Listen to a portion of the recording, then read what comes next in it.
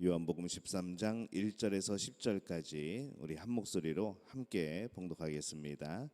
유월절 전에 예수께서 자기가 세상을 떠나 아버지께로 돌아가실 때가 이른 줄 아시고 세상에 있는 자기 사람들을 사랑하시되 끝까지 사랑하시니라.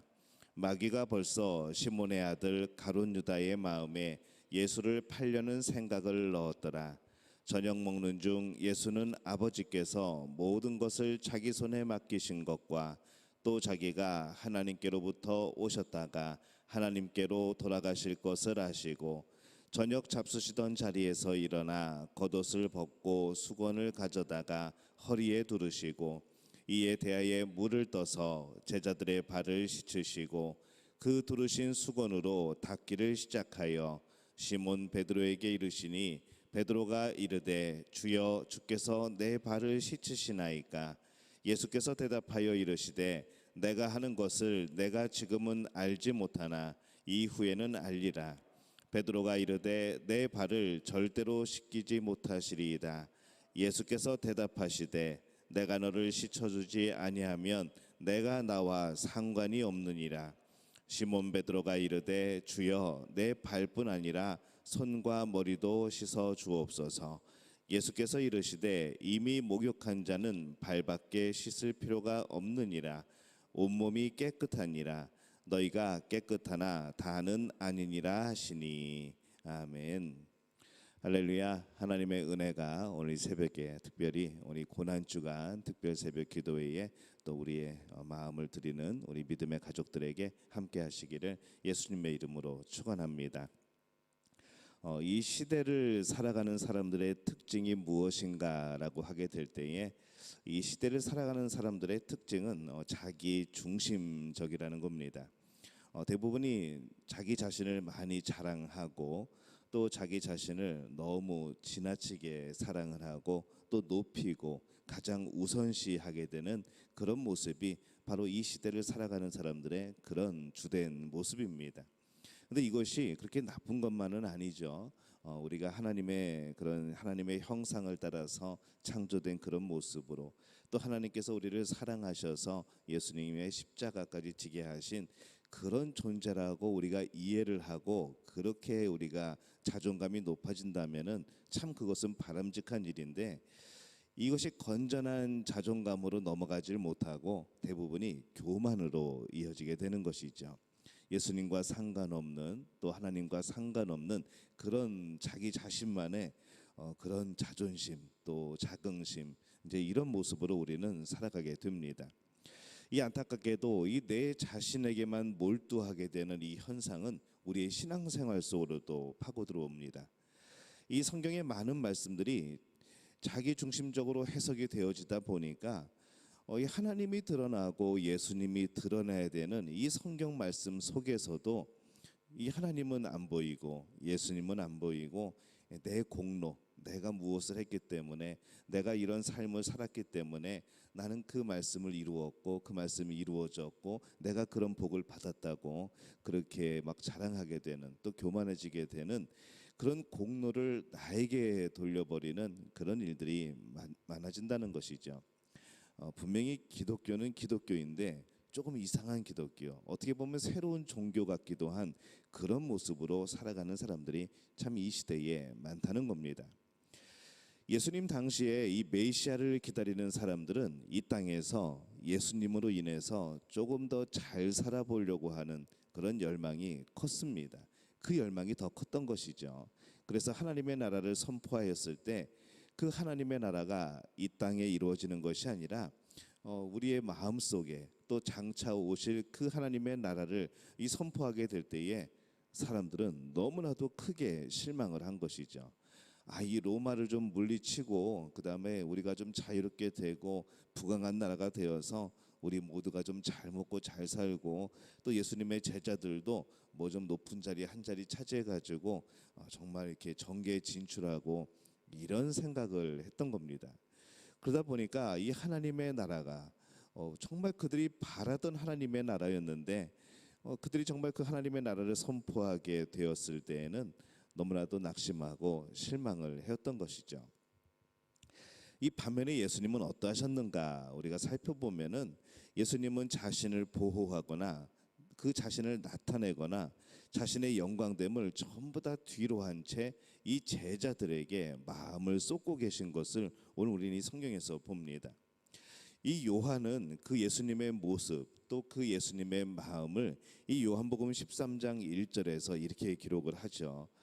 유월절 전에 예수께서 자기가 세상을 떠나 아버지께로 돌아가실 때가 이른 줄 아시고 세상에 있는 자기 사람들을 사랑하시되 끝까지 사랑하시니라. 어느 날 예수님이 겉옷을 벗어놓고 수건을 허리에 두르시고 또 대야에 물을 담아가지고 이 제자들의 발을 씻기고 닦아주기를 시작하십니다. 베드로가 묻죠. 주께서 내 발을 정말 씻기시는 겁니까? 이런 경험이 처음이거든요. 예수님이 대답을 합니다. 내가 하는 일을 지금은 네가 이해하지 못하지만은 나중에는 알게 될 거야라고 말을 합니다. 베드로가 놀래서 말을 합니다. 아닙니다, 주님. 절대로 제 발을 씻기지 못합니다. 예수님이 말하죠. 내가 너를 씻어주지 아니하면 너와 나는 상관이 없어라고 말씀을 합니다. 베드로가 그럽니다. 주님 그렇다고 한다면은 내 발뿐만 아니라 내 손과 머리까지도 씻겨 주십시오라고 말을 합니다. 예수님이 대답하시죠. 이미 목욕한 자는 온몸이 깨끗하니 발만 씻으면 된다라고 말씀을 합니다. 이 당시의 사람들의 신발 자체가 이 발에 먼지가 묻을 수밖에 없는, 조금만 비가 오거나 그러면은 금방 흙탕물이 묻을 수밖에 없는 그런 구조의 신발들이고 그런 시대입니다. 그래서 이 모든 유대인의 가정의 출입구에는 이 먼지 묻은 발을 씻어낼 수 있는 그런 물 항아리가 있었고, 그 발을 씻기는 건 누가 씻기는 것인가 하면은 종들이 씻겼던 것이죠. 가장 천한 종들의 그런 일이었습니다. 근데 아무리 천한 종이라도 이 결코 즐겁고 유쾌한 일은 아니었던 것이죠.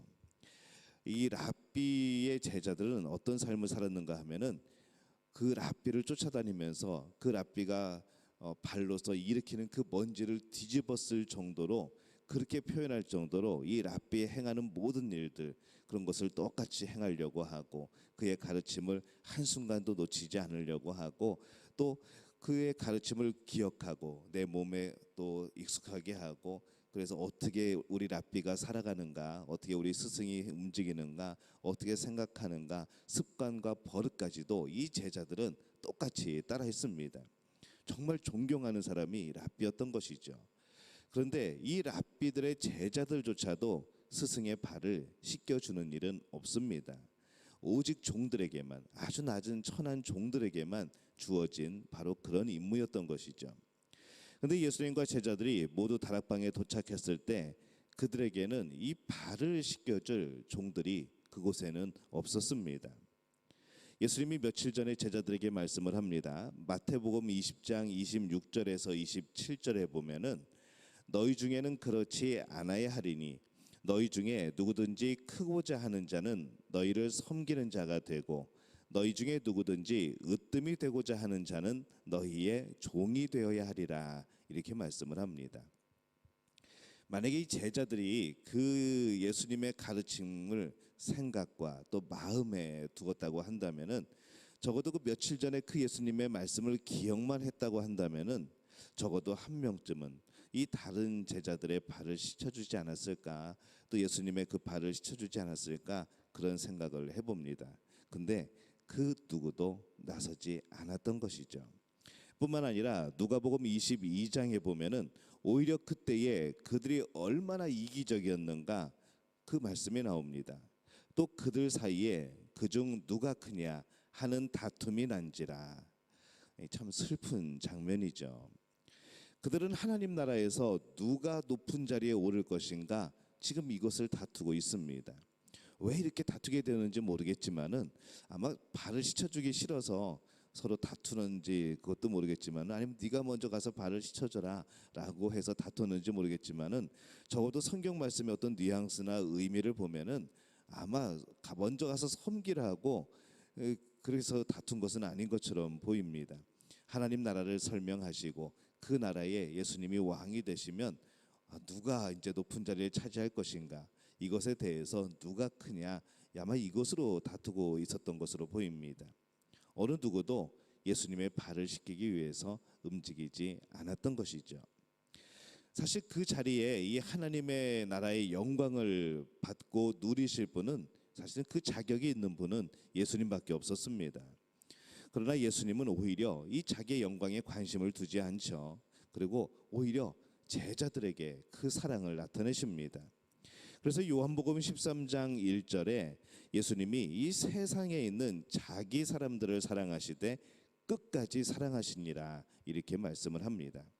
이 끝까지라는 단어는 헬라어로 에이스 텔로스라는 단어를 씁니다. 이 어떤 뜻인가 하면은 완벽하다라는 뜻이죠. 예수님이 제자들을 사랑하시는데 정말로 완벽하게 모든 것을 쏟아서 그렇게 사랑하셨다라고 기록을 하는 겁니다. 예수님은 온 힘을 다해서 이 완전한 사랑으로 제자들을 사랑합니다. 바로 그리스도의 사랑의 특징인 것이죠.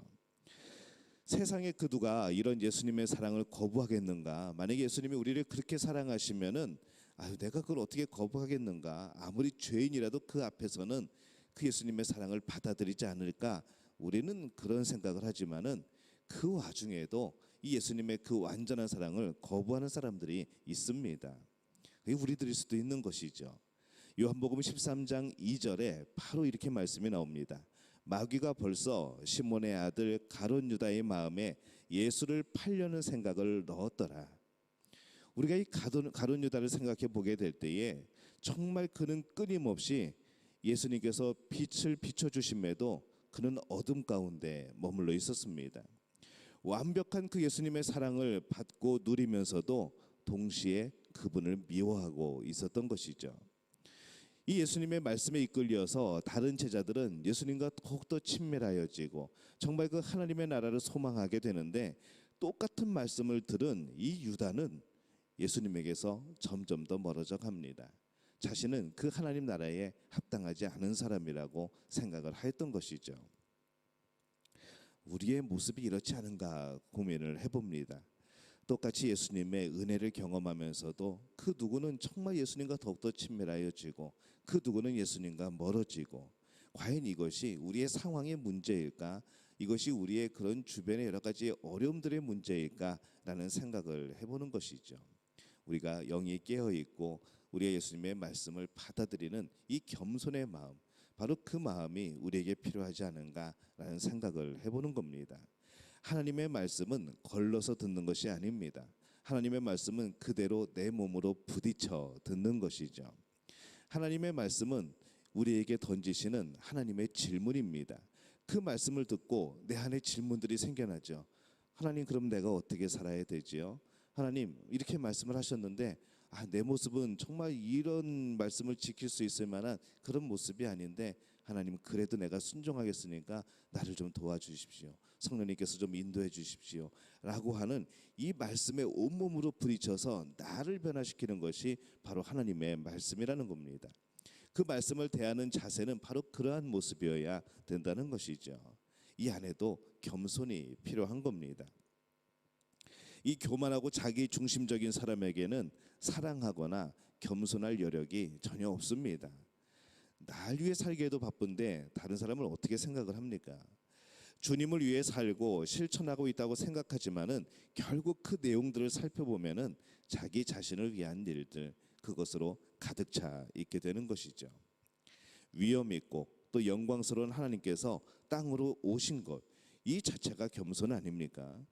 또 예수님이 이 땅 위에 무릎 꿇고 죄로 지친 인간들의 발을 씻기는 이 모습, 오늘 말씀의 이 모습이 바로 그 자체가 겸손이 아닐까, 더 나아가서 진정한 사랑의 모습이 아닐까라는 생각을 해보게 되는 것이죠.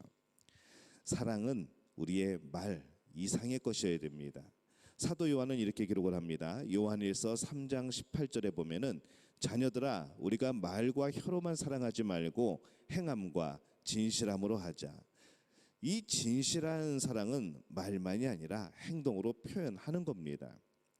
예수님께서 베드로에게 하신 내가 너를 씻기지 아니하면 내가 나와 상관이 없느니라, 이 말씀에 참 우리의 깊은 의미가 있는 것이죠.